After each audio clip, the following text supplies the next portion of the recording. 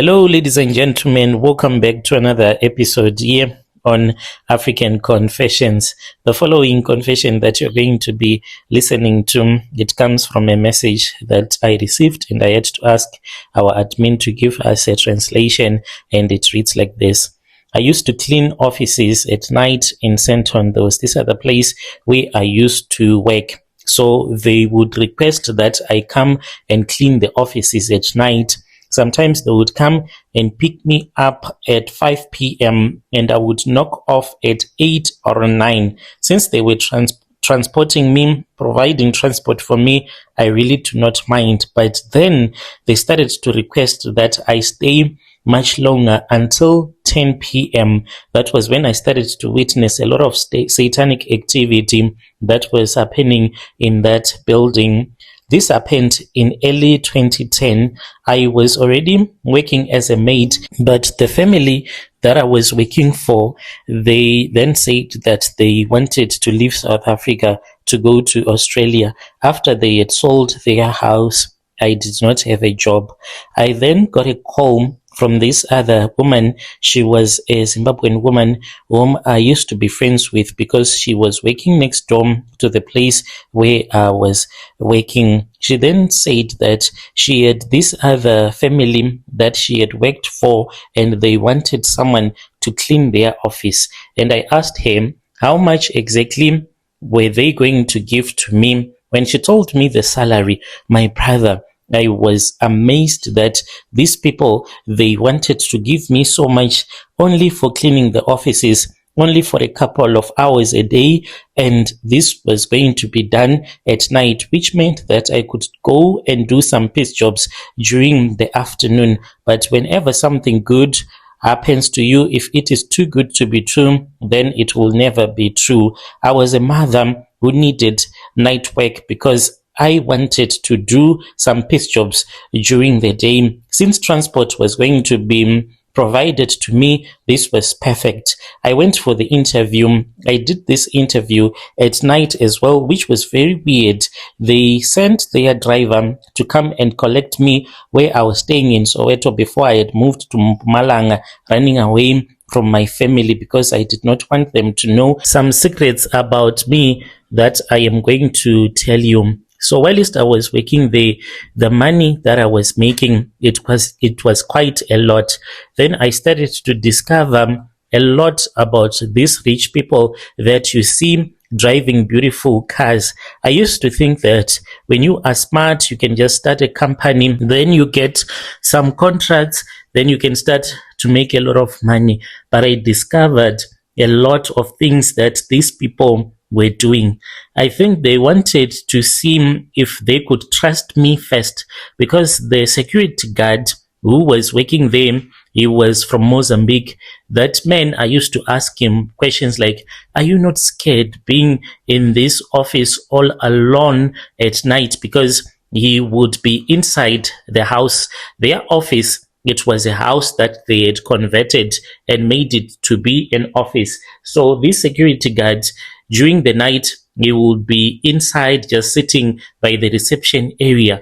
And if there was someone that had come to the office, maybe to collect something, he would go to the gate and open the gate for them. So I would be like asking him questions like, are you not scared all alone throughout the night? And he was like, no, I am not scared. We kept on talking and he told me that he was a sangoma. He also assisted people during the day. He had a small shop downtown here in Joburg CBD. The day when I started to notice that there were things that were scary that would happen was when they texted me and they said that they wanted me to come to work a little bit late. It's around 7. That was when the driver came to pick me up and he took me to Centon. When I got at work, I found out that there were a lot of people that were there. Like these people, all of them, they had beautiful cars, and I got inside and I started cleaning. So they were in the boardroom. But what surprised me, because this boardroom, like, it did not have walls on the other side. You could see everyone that will be inside the boardroom because it had some big glasses. As I was busy cleaning in other offices, I could see them in the boardroom, but they had switched off the light and they had some candles that were on the floor as they were busy doing their meeting. But the way that those men and women were dressed, it was really strange because they were wearing black and white garments. The women, they were wearing the white garments, but they were wearing some red scarves on top of their heads, and the men were wearing only black as they were having the meeting. The next day, as I was speaking with that Sangoma, I asked him what was it all about. He then told me that the office, it was not just an office, but it was also a church. And this church, it was for business people, those that wanted to be close to God, those that wanted to strengthen their businesses. I then started to speak with the Sangoma about this thing of Ukutwala. I asked him if it was for real. He then laughed and he said, okay, I'm going to give you some charms that is going to help you with an answer so that you can know if it is for real or if it is not for real. He gave me some charms that he told me to use, and I started using them when I was bathing. From that day, whenever I would be at work, I would see even topologies. I used to see the faces of people in the walls in the office where I'll be, and I will scream that Sangoma will come and he will shout at that topology to just go on with its business that it will be doing. I got interested in these things that I was seeing. I asked the Sangoma if this was what was helping these people to make money. He then said yes, they were making a lot of money, but they were involved in something that was more than Ukutwala. They spoke with the devil himself. So the incident that I also remember just before I joined these people in their occultic organization, one night I was called to clean a private bathroom. There was this other office of the director of the company. In that office, I would never clean. She would clean the office for herself.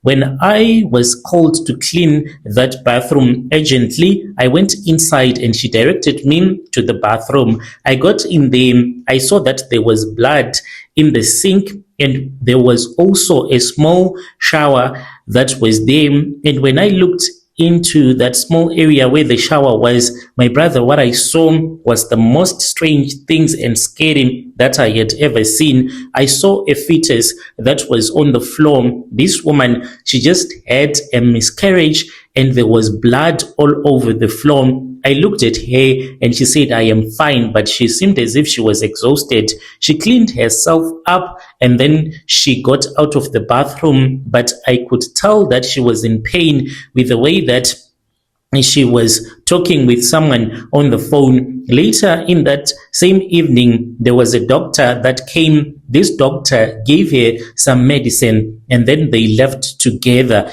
And I was supposed to handle that fetus and I put it inside a small plastic bag. The very next day, I was called in the afternoon to come to the offices. I went to Centon, and when I got there, I was given money. This money that was given to me, it was in a brown envelope, and they told me to spend it as much as I could. After that, things changed. My pay more than doubled. I was told that if I wanted to be part of that church, I was invited. I was told to buy a white garment, and they instructed me and they gave me the instructions that I gave to this other man who was a tailor who made the garment for me. I then started to go and worship with them. Some of the things that they would say, I would not even understand. I became friends with one woman who was a South African who brought me to Mpumalanga. She then told me that If I wanted to enjoy my money in peace and have freedom, I was supposed to move away so that I can stay in an area where people do not know me, so that when I am enjoying my money, there won't be any of the people that I grew up with. They'll be asking, how is it possible that she made so much money? Where did she get the money from? So I moved from Soweto, and then I came to Mpumalanga, where I am currently staying to this very day. I joined this kingdom. It is not a cult, and we do not recruit people the way that I was recruited. It was by His grace. Here in Mpumalanga, we also have a place where we go and we worship. To leave this cult, it means certain death for you. I have some of my relatives that regularly have bad dreams about me. I have spoken with a few relatives about that, but they do not know that I am rich like this. I lied to my relatives that I am working on a farm here in Mpumalanga, but I am living such a great life. Yo, dear listeners, right there was a message that was sent to me by one of our sister. Let us speak with him in the comment section.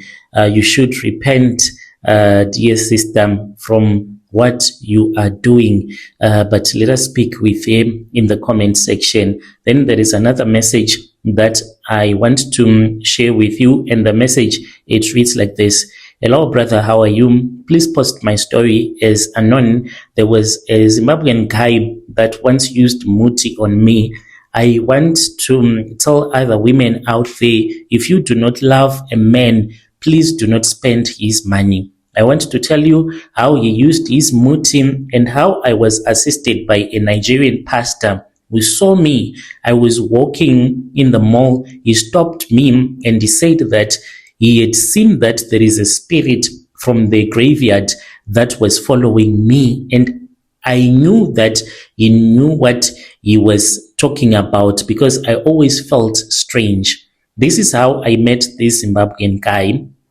I got into the vehicle of this man when I had gone to Durban, when I was returning back to Joburg. So I hitchhiked his car. We then started talking. He told me that he had a few Bolt cars, and that was the business that he had. He was also a Bolt driver. I asked him how much money he was making on a monthly basis. He told me that per car, at least he expected about 5 to 6K or 4K each and every month. And he had 6 cars that he had. And I was like, wow, you have a lot of money. And he was like, I also don't sleep. Usually I go to the places where you South Africans will be busy grooving. And when you start to request, I make sure that I try by all means to rush and drop off that person and rush back. I don't wait to get another trip. I would rather sacrifice to come back empty. That is how I make so much money. He told me that there were days when he would work 24 hours and he wanted to buy a bus. As he was talking, I started to see myself eating his money. He was not my type. He was not of my class. I had no intentions of dating a foreign guy. There were a couple of other guys that had tried to show me that they love me, but I only wanted to date amongst my tribe since I am a Zulu woman. So I had never dated a man that was not a Zulu speaking person. So as he was talking about all the money that he was making, I said, you are lying to me. All of that money with the way that you are right now. And he was like, I'm what? And I was like, but you're wearing fake clothes. The way that you are dressed, you don't even seem as if you have money. He started laughing and he said, oh, I don't have money. Okay, here, take my phone. And then he told me the password to his banking app. When I opened it up, he then said, okay, look at the transactions. I saw that in the savings account, there was 70K that was parked there. And I started to see the transactions that he would be making, the money that he had. And he said, so you think that this one is not even my car? And by then, I was impressed by this man. We spoke, he proposed love to me, and I said, I will think about it. And already I knew that I did not love him, but I wanted him to help me out in life because I was facing some financial difficulties. I had 2 kids already that I was struggling to take care of. So I just wanted to use him so that he can take care of my kids. I said, give me some time. I started to request money from him. I'll be like, if you love me, prove it to me financially that you can take care of me. And he'll be like, okay, it's fine. He would send me money. I ended up telling him that I wanted at least 10K each and every month. He said 10K, it's a lot. Unless if you stay with me and then we are husband and wife. I said, this guy, I don't love him, but I want the money. We then started staying together. I would have abortions whenever I would fall pregnant for him because he did not want me to take any family plan since I was making a lot of money from dating this guy. So I would listen to him in some things that he would want me to do, like when he said that I don't want you to use family planning methods anymore because they might cause me to have erectile dysfunction. I was like, okay, it's fine. Whenever I would realize that I have pregnancy, I'll buy even Stametam, I will drink it, and then that pregnancy will be gone. There was even this other woman who used to sell herbs. She will sell those herbs, and I would keep them even underneath the mattress where I knew that you will never find them. And whenever I would have fallen pregnant, I would drink that medicine, then I would start to bleed and I will know that I would have removed the pregnancy. It then happened that I confessed to him by mistake that I had removed 4 of his pregnancies. He was very mad at me. He cried. I did this when I was drunk, but later on he told me that he had gone to his country and he was given a charm that will force you to confess and for you to know what people are doing to you. So when we were drunk, he was not drunk, he said, I was the one that was really drunk. I started to cry and I said, I'm going to hell. He asked me why, and then I told him that I have been removing the pregnancies because I don't love you. I don't think that you are my type. You have money. That is why I usually avoid going out with you. I only want to go with you on dinner dates. I don't want to walk around with you because I'm embarrassed that I am dating someone like you. He was hurt. He went to his country. That man, he put me inside a bottle. When I was told by the Nigerian pastor said that he wanted to make a prayer. This prayer that he was going to make is to break that bottle, because as long as that picture was inside the bottle, then I was going to be like in love with him. But even if I did not love him, it was so confusing what the pastor told me. Like, he said, you're not in love with him because, like you say, you don't want to love a man that is not a Zulu speaking man. That is what you are. But since this man put you inside a bottle because you were eating his money, you are never going to be able to walk away from him. You are going to become his for the rest of your life. And he asked me if I wanted to stay in that relationship, and I said no. But this came after many years. This man, he slept with my mother to hurt me. When I caught my mother on top of my Zimbabwean boyfriend, I cried. I wanted to commit suicide. I wanted out. But whenever I would dump him, I would even return back to Durban, but I'll start to cry. I would even steal money even from my brother so that I can just get some money to get onto the taxi and return back to Joburg to ask for his forgiveness, yet he will be the one that would have slept with my cousin. This man, he is still in my life because he had a baby with my cousin sister. They did not work out because my cousin's sister was married. She was cheating, and then the husband found out. This guy, he used juju on me because I was using him. He took my picture and he put it inside a bottle and left it in Zim. I was madly in love with him. He would take me to Zim. I would find myself going to the river with a bucket on my head and ask myself, what am I doing? Why am I doing this for the guy that I don't even love? Find myself kneeling down in front of his parents as I was a Makoti, doing all the duties, but I was not in love with him. To him, I was just like a gold digger. I just wanted his money, but I was a slave in the spirit for him. This is a warning to other women. If you are dating a man that do not love, make sure that you don't spend his money. Some of these men, when they are angry with you, they can end up using charms on you. And the way that this man was hurting me with the way that I was beautiful, there were even people that would ask me at the complex where we were staying, I would be crying after you would have brought a prostitute home, and it would be like, tonight you're going to be sleeping in the kitchen whilst he was sharing my bed with another woman. To this very day, I still have like feelings, not like love, but there are times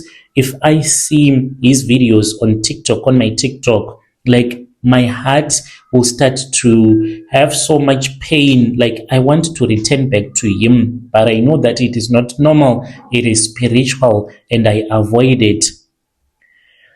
Yo, dear listeners, right there was a message that was sent to me by one of our dear sister. Strange, strange things indeed. They do happen in this world. Let us talk about this in the comment section. She was a slave of love. Yo.